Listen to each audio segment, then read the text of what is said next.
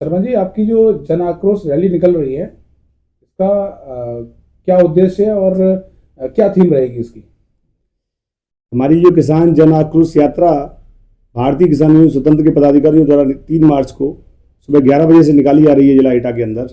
उसका मेन उद्देश्य जो है, माननीय प्रधानमंत्री जी से हम लोग मांग करेंगे एमएसपी की गारंटी और किसान आयोग का गठन। ये प्रमुख मांग हमारी माननीय प्रधानमंत्री जी से है।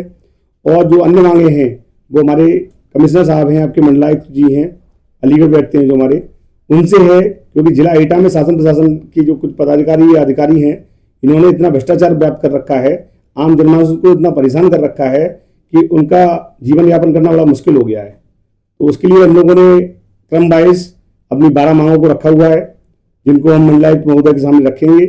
और जो भी अधिकारी इस भ्रष्टाचार में संलिप्त पाए जाएंगे, उनके खिलाफ इंक्वायरी करा करके कड़ी कार्रवाई कराई जाएगी। शर्मा जी, जिनके लिए आप आरोप लगा रहे हैं अधिकारियों पर, क्या आपके पास उसका कोई प्रमाण है? हाँ, जिन अधिकारियों के खिलाफ मैं आरोप लगा रहा हूँ, उनके मैंने पुख्ता सबूत इकट्ठे करे हुए और वो माननीय मंडलायुक्त महोदय के सामने रखूंगा। ये आपकी रैली का क्या रूट रहेगा? मेरी रैली का जो रूट मैप है, हमारी शुरुआत होगी रैली की, हमारा जो ये प्रेम हॉस्पिटल है आगरा रोड पर, यहाँ से शुरुआत होगी। और यहाँ से हम लोग पहले पहुँचेंगे माया पैलेस पर। माया पैलेस जो चौराहा है, वहाँ से हम लोग फिर जीटी रोड होते हुए आपका जो नगर कोतवाली के सामने से गुजरते हुए अलीगंज तराई पर पहुँचेंगे। अलीगंज तराई से हम लोग निकलेंगे मिश्रा सीमेंट एजेंसी पर। हमारा वहाँ एक स्वागत का और जलपान का कार्यक्रम रखा गया है। हमारे जिलाध्यक्ष व्यापार मोर्चा के जो रिंकू शर्मा जी हैं, रिंकू मिश्रा जी, उनके द्वारा रखा गया है। उसके बाद बाईपास होते हुए हम लोग फिर दोबारा कासगंज रोड होते हुए माया पैलेस चौराहे पर उतरेंगे। वहाँ से सीधे सभी लोग एकत्रित होकर के धरना स्थल पर पहुँचेंगे और वहाँ पर ये कार्यक्रम रखा गया है। सभी पदाधिकारी और किसान देवता धरना स्थल पर एकत्रित होंगे और हमारी जो भी 12 मांगे हैं, हमारे गरीब किसान मजदूर की जो भी मुख्य मांगे हैं, उनका मैंने क्रमबद्ध तरीके से एक ज्ञापन तैयार कराया है। और सारी मांगों का एक जो हम लोगों ने पुलंदा तैयार कर रखा है, वो हम माननीय जिलाधिकारी महोदय को और माननीय मुख्यमंत्री महोदय को ज्ञापन के माध्यम से प्रेषित करेंगे। जो 12 मांगे हैं, उसके मांगों के बारे में बताएंगे आप? कौन कौन सी आपकी 12 मांगे हैं? 12 मांगों में जो प्रमुख मांग है, सबसे ज्यादा मांग में जो मेन प्रमुख मांग है वो ये है कि यहाँ पे हमारी जो प्रेम हॉस्पिटल है, इसके बराबर में एक ईसन नदी बहती है। ईसन नदी है, वो नाम की नदी रह गई है, जिसमें कि जल इसका शुद्ध और पवित्र हुआ करता था। आज उसको नाले में परिवर्तित हो चुकी है, जिसका आज तक किसी भी जो भी हमारे यहाँ पे विधायक हुए, सांसद हुए, किसी भी जनप्रतिनिधि ने इसका जीवोद्धार कराने के बारे में नहीं सोचा। आज ये नाले के रूप में परिवर्तित है। प्रमुख मांग ये है, इस वजह से उसका जीवोद्धार कराया जाए। दूसरी मांग ये है कि काशीराम आवासीय कॉलोनी, जहाँ पे गरीब किसान मजदूर रहते हैं, उनके जीवन यापन में इतना कष्ट हो रहा है कि वहाँ उनका जीवन नरक बना रखा है। लैट्रिन की सुविधा नहीं है, गटर चारों तरफ बह रहा है और आपकी नालियां उनके अस्त व्यस्त है, स्ट्रीट लाइट की कोई सुविधा नहीं है, बिजली विभाग वालों ने उनकी बिजली काट रखी है, बच्चों के पेपर चल रहे हैं, एक बच्ची सांप के काटने से खत्म हो गई, एक माता जी का अगर जो मोमबत्ती गिरने की वजह से निधन हो गया क्योंकि बिजली विभाग ने बिजली काट रखी थी। इतनी समस्याएं हैं, गरीब किसान इतना परेशान कर रखा है, इतना प्रताड़ित कर रखा है, उन सबके लिए ज्ञापन बनवाए हैं। सबसे ज्यादा भ्रष्टाचार तो ये चल रहा है कि वहाँ पे मकान किसी के नाम में है और रह कोई रहा है, किराया लिया जा रहा है लेकिन बिजली का बिल नहीं दिया जा रहा। फिर बिजली का बिल वो देना चाहते हैं, बिजली का मीटर लगवाना चाहते हैं, लेकिन विभाग के जो अधिकारी इतने लापरवाह हैं कि उनका आवेदन आने के बाद भी 3-3 महीने हो गए लेकिन उनके मीटर नहीं लगाए जा रहे। जब आप मीटर नहीं लगाओगे तो गरीब आदमी बिल कहां से देगा? कहीं ना कहीं भ्रष्टाचार लिप्त है, शासन प्रशासन भ्रष्टाचार में लिप्त हो गया है। अगर वो अधिकारी कायदे से काम करे, कायदे से उनसे वार्तालाप किया जाए तो वो लोग बिल भी देना चाहते हैं और कनेक्शन भी चाहते हैं। लेकिन इसकी शुरुआत हम लोगों को करनी पड़ेगी, हम लोगों को कन्वर्सेशन करना पड़ेगा। किसानों को लेकर के क्या आपके पॉइंट्स हैं जो आप पॉइंट आउट करना चाहेंगे?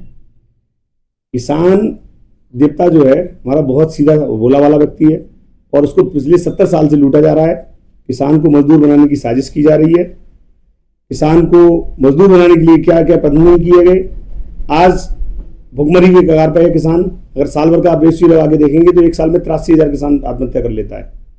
केसीसी के लोन माफ नहीं हो रहे, जो सरकार ने वादा किया था बिजली फ्री दी जाएगी, बिजली टोटल फ्री नहीं करी गई। कई ऐसी मूलभूत समस्याएं हैं। हम लोग चाहते हैं किसान को 10,000 रुपये पेंशन मिले, जो उनको नहीं मिल पा रही है। उन मुद्दों पर भी हम लोग बातचीत करेंगे। शर्मा जी, एक बात और पूछना चाहूंगा, तो 2024 इलेक्शन सर पे क्यों सारी यूनियन, किसान यूनियन 2024 में ही ये मुद्दे लेके क्यों आई है? इससे पहले क्यों नहीं और इससे बात क्यों नहीं?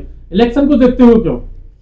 मैं आपको बहुत बहुत धन्यवाद कहूंगा पत्रकार महोदय, आपने ये बात को उठाया है। क्या कि इससे पहले जो भी सरकारें रही, वर्तमान सरकार जो है, इससे पहले जो भी सरकार रही, मैं किसी सरकार का नाम नहीं लूंगा, लेकिन उन सरकारों में जो भी अधिकारी बैठे, जो भी आपके जनता के प्रतिनिधि बैठे, वो उनका इतना भ्रष्टाचार में वो लोग लिप्त थे, किसी की बुआ, किसी के चाचा, किसी के ताऊ और किसी के पिताजी, उन लोगों ने इतना धन व्याप्त किया, इतना धन अर्जित किया कि उनकी 7 पुश्ते बैठ के खा लें।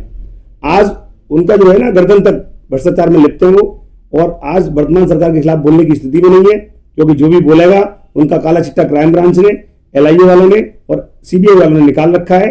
उनके खिलाफ कानूनी कार्रवाई की जाएगी और उनको जेल के सलाखों के पीछे जाना पड़ेगा। और हमारा एक सिर्फ किसान संगठन मात्र एक ऐसा है जिसके पास गरीब किसान मजदूर और लाचारी के सिवाय कुछ नहीं है। आप हमारी कहीं से भी इंक्वायरी करा सकते हैं, ना तो हमारे पास अवैध संपत्ति है, ना हमारे अवैध धंधे चल रहे हैं, ना हमारे यहाँ वेश्यावृत्ति होती है, ना हम शराब बेचते हैं। जब गरीब किसान मजदूर का काम क्या है, हम लोग धरती का सीधा चीज के अन्न पैदा करते हैं, तो हम लोग लड़ने की स्थिति में हैं। और हमारा कोई सरकार से विरोध नहीं है, हमारा विरोध है उनके नियम कानून से, उनके जो गलत नीतियां चल रही है उनसे। कई काम हमारे माननीय प्रधानमंत्री जी ने अच्छे किए, उसका हम सपोर्ट करते हैं। ऐसे ऐसे काम किए जो आज तक किसी सरकार ने नहीं किए, हम उनका खुल के समर्थन करते हैं।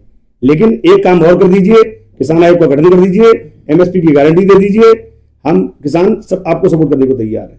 जय जवान जय किसान, भारतीय किसान स्वतंत्र जिंदाबाद। आपकी इस जन आक्रोश रैली में, आपकी किसान जन आक्रोश रैली में कहाँ के लोग आने वाले हैं और लगभग कितने लोग हो जाएंगे? ये जो कार्यक्रम है हमारा, ये राष्ट्रीय स्तर का कार्यक्रम है और हमने जो आह्वान किया है वो सिर्फ अपने जिला एटा के और आसपास के जिलों का आह्वान किया है। लेकिन होता क्या है कि जब भी हमारा राष्ट्रीय स्तर का कोई कार्यक्रम होता है तो हमारा जो भारतीय किसान स्वतंत्र संगठन है वो पूरे उत्तर प्रदेश में नहीं, फिर आसपास के राज्यों में भी फैला हुआ है।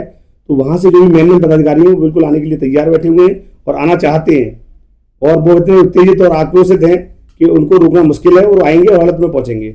और मेरा सरकार से निवेदन है कि हमारा जो प्रोग्राम है जिला एटा के अंदर ही होगा, और हमारा कोई सरकार के खिलाफ कोई प्रोग्राम नहीं है, ना हम दिल्ली जाना चाहते हैं, ना हमारी ऐसी कोई मंशा है, क्योंकि हम जब भी जाएंगे LIA महोदय को, क्राइम ब्रांच वालों को सूचित करके जाएंगे। मेरे किसी पदाधिकारी को जिला एटा में आने से न रोका जाए। अगर आपको कोई डाउट है, दिक्कत है, तो आप अदर जिलों की सीमा सील कर सकते हैं, दिल्ली की तरफ सीमा सील कर सकते हैं। हमारा कोई भी पदाधिकारी दिल्ली की तरफ कूच नहीं करेगा। आप किसानों से क्या उम्मीद करना चाहते हैं? क्या किसानों से हमारी उम्मीद यही है कि अभी भी समय है, जागिए, एकजुट होइए, अपनी हक की आवाज उठाइए और अपने बीच में से एक ऐसा जनप्रतिनिधि पैदा करिए जो आपकी आवाज को सुने, आपकी आवाज को संसद और लोकसभा में, विधानसभा में उठाए। जय जवान जय किसान, भारतीय किसान स्वतंत्र जिंदाबाद, संयुक्त मोर्चा जिंदाबाद।